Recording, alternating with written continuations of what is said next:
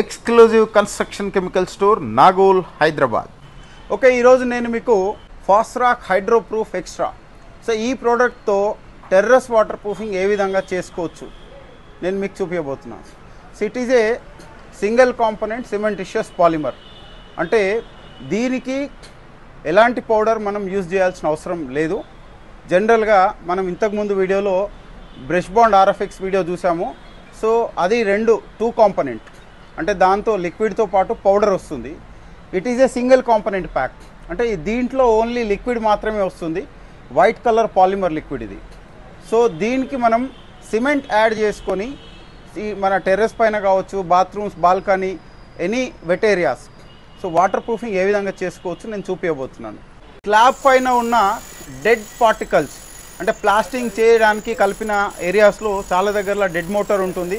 So అదంతా కూడా chipping చేసుకొని ప్రాపర్గా క్లీన్ చేసుకోవాలి అండ్ వాటర్తో వాష్ చేసుకోవాలి. సో కంప్లీట్గా క్లీన్ వాష్ చేసుకున్న తర్వాత స్లాబ్ అనేది కంప్లీట్గా మనకి వెట్ కండిషన్లో ఉండాలి. స్లాబ్లో ఈ పోరస్ ఏరియాలో ఉన్న ఎయిర్ అంతా కూడా రిలీజ్ అవ్వాలి. సో రిలీజ్ అవ్వడానికి మనం స్లాబ్ కంప్లీట్గా వాష్ చేస్తాం అండ్ వెట్ కండిషన్ మెయింటైన్ చేస్తాం. So that is called surface saturated dry condition. So ఈ కండిషన్లో మనము 2 కోట్స్ అప్లికేషన్ మనం ఈ ప్రోడక్ట్ ద్వారా చేయడం జరుగుతుంది.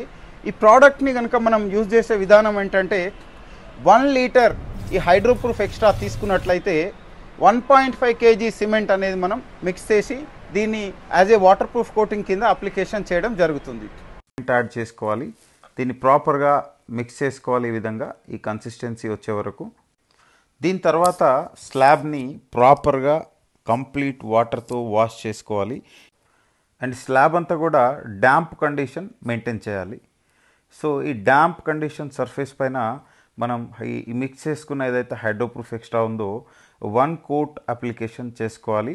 ఈ విధంగా 1 డైరెక్షన్లో అప్లికేషన్ చేసుకోవాలి, రైట్. సో ఫస్ట్ కోట్ అంతా కూడా మనము ఈ వర్టికల్ డైరెక్షన్లో అప్లికేషన్ చేసినట్లయితే అండ్ సెకండ్ కోట్ వచ్చేసి దానికి perpendicular direction. So first coat అడ్డం వేస్తే సెకండ్ కోట్ నిలువు అప్లై చేయాలి. సో రెండింటికి కూడా మనకి 90 degrees పర్పెండిక్యులర్ డైరెక్షన్లో అప్లికేషన్ చేసుకోవాలి. ఫస్ట్ అండ్ సెకండ్ కోట్ మనకు డ్రై కావడానికి మినిమం 4 to 5 hours గ్యాప్ తీసుకోవాలి.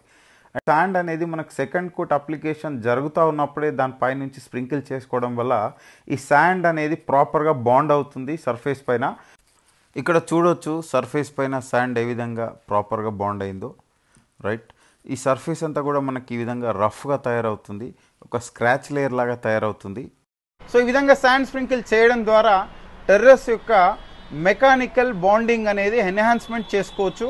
సో దీనిపైన ఫర్దర్గా మనకి ఫ్లోరింగ్ చేసుకున్నట్లయితే ఆ నెక్స్ట్ దీనిపైన వేసే సిమెంటిషియస్ ఫ్లోరింగ్ అనేది దీనికి ప్రాపర్గా బాండ్ అవుతుంది, రైట్.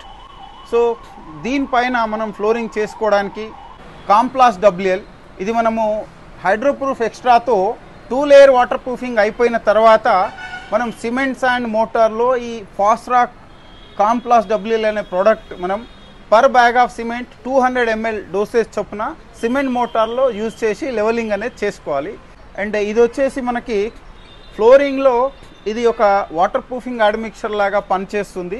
సో ఇది ఫ్లోరింగ్ మోటార్లో గ్యాప్స్ని తగ్గిస్తుంది అండ్ దాన్ని ఫ్లోరింగ్ యొక్క స్ట్రెంగ్త్ని పెంచుతుంది.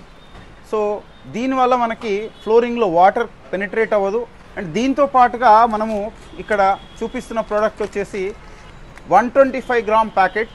ఎవ్రీ బ్యాగ్ ఆఫ్ సిమెంట్ మనం ఇది ఒక ప్యాకెట్ కనుక యూజ్ చేసి ఈ సిమెంట్ మోటార్లో మనం కలుపుకున్నట్లయితే థర్మల్ ష్రింకేజ్ క్రాక్స్ని కంట్రోల్ చేస్తుంది.